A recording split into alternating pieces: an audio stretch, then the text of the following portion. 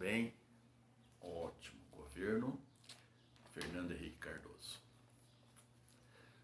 Bom, o plano real deu certo, inflação despencou, poder de compra da classe média para cima foi muito bom.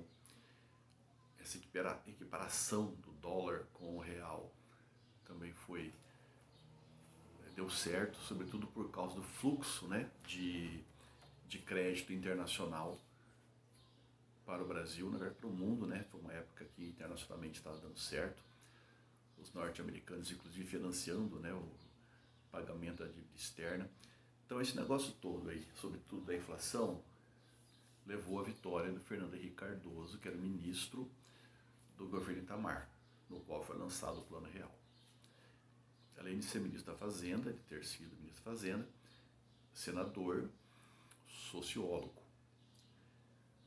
O FHC, como vai ser chamado, vai governar por 2 mandatos, entre 1995 e 2002. E a partir daí, todos os presidentes que tivemos de lá para cá, até agora, conseguiram sempre os 2 mandatos. Mas como é que foi possível reeleger? Não era proibido? Era. Então vamos ver o que é que possibilitou isso. Bom, o Fernando Henrique Cardoso deu uma pesada na bola de cara na campanha, porque ele vai ter como vice um candidato do PFL, acho que Marco Maciel. E o PFL tinha sido do PDS, tinha sido da Arena. Então fez uma aliança aqui com setores lá dos grupos militares ainda, extremamente conservadores. Mas ele tinha uma preocupação que era manter a inflação baixa e a economia razoavelmente estabilizada. Para fazer isso, o Fernando Henrique Cardoso investiu nessa ideia de Estado mínimo e privatizações. Então ele entra naquele esquema do governo neoliberal. Collor, Itamar e agora o Fernando Henrique Cardoso. Do Plano Real nós já falamos lá, mas só para lembrar alguma coisa que posso ter esquecido. Moeda real, tá bom? Redução da emissão de moeda, aumento dos juros, restrição de vendas a longo prazo, abertura econômica, competitividade, né? Estimular a concorrência, equilibrar as contas públicas, que no fundo acaba significando investir pouco na área da saúde, da educação, nas questões sociais. Desindexação de salários, então não tem aquele aumento quase que automático, né? Quando a inflação atinge um certo ponto, aumenta o salário. Diminuição do Estado, privatizações. Lembra lá, Vale do Rio Doce, os abastecimentos de água, de energia, telefonia, tudo privatizando aqui. Houve muitas críticas depois a essas privatizações, com denúncias inclusive de desvio de dinheiro, corrupção. Lançado um livro que vendeu muito e ainda vende, né? Chamado de Privataria Tucano. Privataria, de privatizar, com pirataria, tá? Tucano, porque o partido do presidente era simbolizado por um tucano. Então a privataria tucana está vendendo muito aí, mas não tinha, nesse momento aqui não tinham provas, né? Ou se tinham, elas ficaram bem guardadas, a imprensa não divulgou isso. Mas depois, muito foi dito a partir disso daí. Bom, a grande preocupação que era da estabilidade da inflação estava sendo conseguida.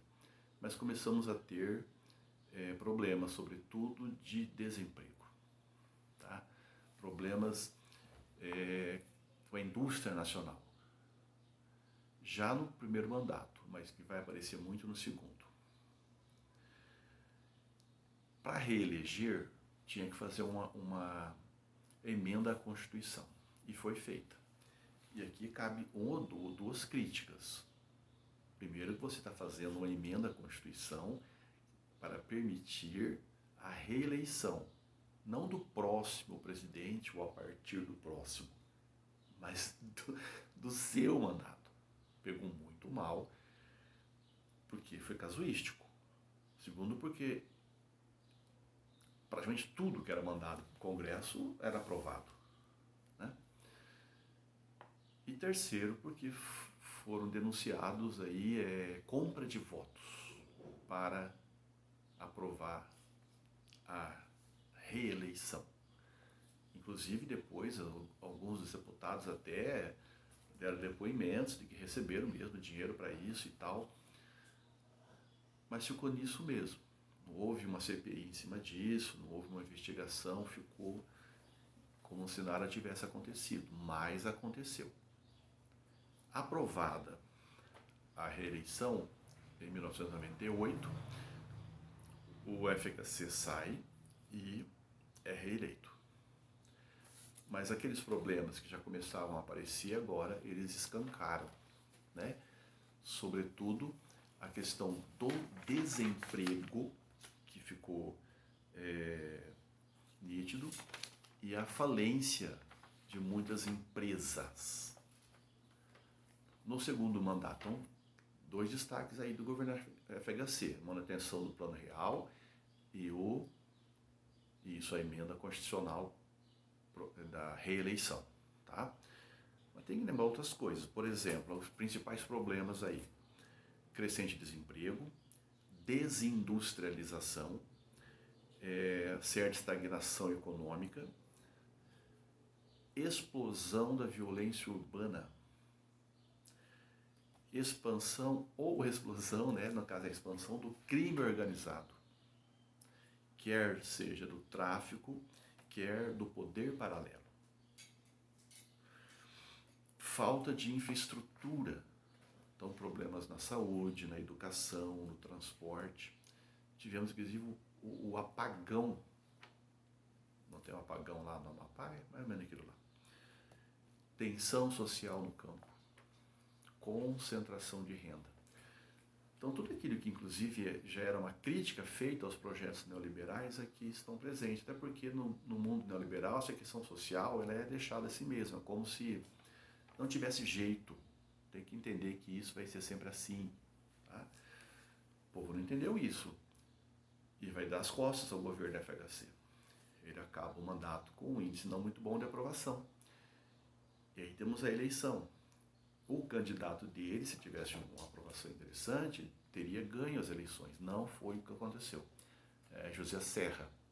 E aí ele acaba perdendo as eleições para Lula. E aí vamos ver agora como foi aí o governo Luiz Inácio Lula da Silva.